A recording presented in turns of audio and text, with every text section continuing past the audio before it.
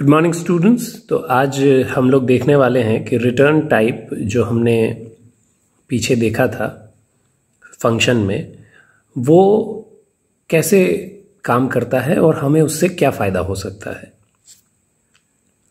यही वो प्रोग्राम है, कुछ उसी तरह से हम लोग चलते चले आ रहे हैं। इंट एंड यहाँ रिटर्न स्टेटमेंट है, इसको कोई ना कोई वैल्यू रिटर्न करनी है, तो मैंने इसको जी रिटर्न करने को इस बार कह दिया। पिछली बार मैंने रिटर्न 1 करवाया था जो कि इंटीजर वैल्यू ही थी।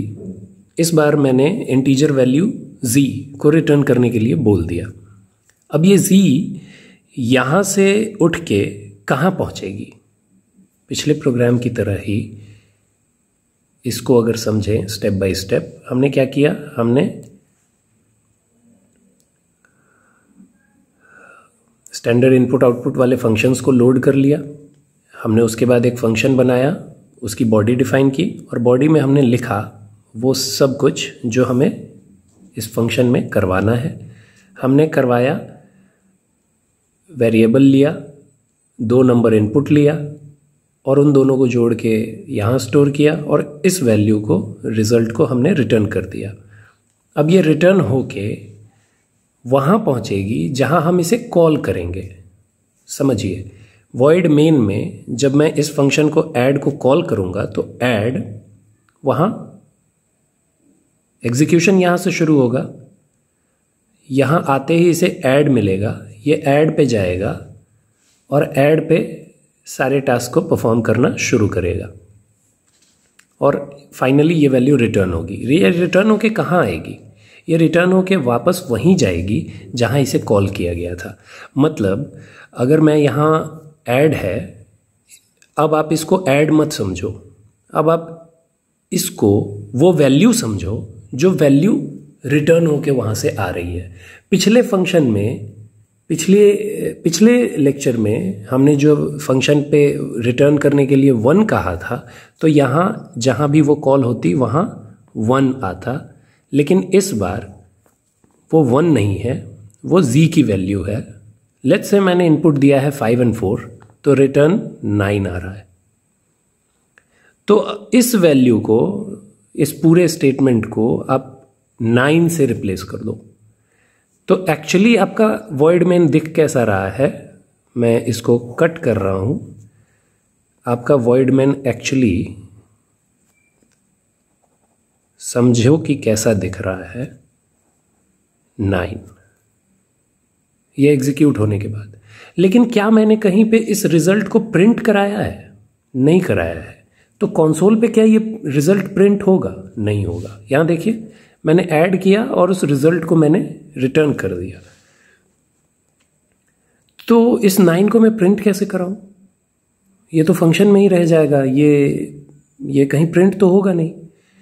तो बेहतर तरीका तो ये होगा कि मैं इसको हटाऊं, एक वेरिएबल लूं इंटीजर टाइप का, उसका नाम a रख दूं या कुछ भी रख दूं और उसमें मैं स्टोर करा दूं 9 को। तो 9 को स्टोर कराने के लिए एक्चुअली मुझे लिखना होगा ऐड, मुझे उस फंक्शन को कॉल करना होगा। अब क्या होगा? अब ये होगा कि वॉइड मेन से एग्जीक्यूशन शुरू होगी, इंट a इक्वल्स, और इसमें क्या असाइन करना है? तो वो वैल्यू असाइन करनी है जो ऐड रिटर्न करेगा। तो कहेगा चलो भैया ठीक है, और इसी के साथ साथ ये ऐड फंक्शन कॉल भी हो जाएगा, क्योंकि यही तरीका है इसको कॉल करने का।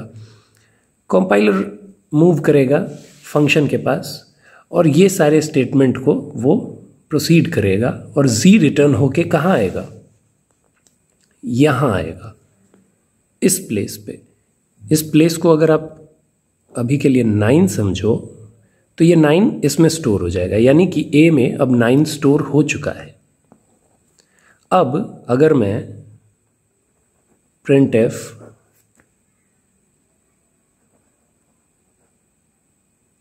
रिजल्ट इज और %d देके और लिखूं a, तो ये प्रिंट हो जाएगा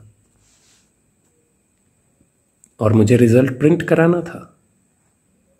तो वो फंक्शन, ये वॉइड मेन, हालांकि ये हालांकि ये रफ वर्क मैंने जानबूझ के किया है ताकि आप समझ सको, लेकिन जब बात आएगी वॉइड मेन को एक्चुअली देखने की तो वहाँ ये दोनों चीज़ें नहीं होंगी। वहाँ आपको दिखेंगी सिर्फ वो चीज़ें जो मैंने ब्लू पेन से छोड़ रखी हैं। अब जब भी आप इस फंक्शन को दोबारा यूज़ करना चाहोगे आपको फिर से उस फंक्शन को कॉल करना होगा, और जो वैल्यू रिटर्न आ रही है उसको अगर आप स्टोर कराना चाहते हो तो स्टोर भी कर सकते हो। इसी चीज़ को आप एक और तरीके से भी लिख सकते थे, लेकिन वो तरीका अभी मैं आपको नहीं समझाऊंगा।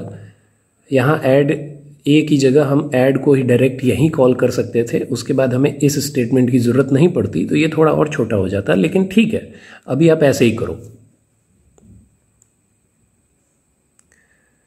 तो रिटर्न वैल्यू कैसे मैनिपुलेट की जा सकती है ये आज हमने सीख लिया।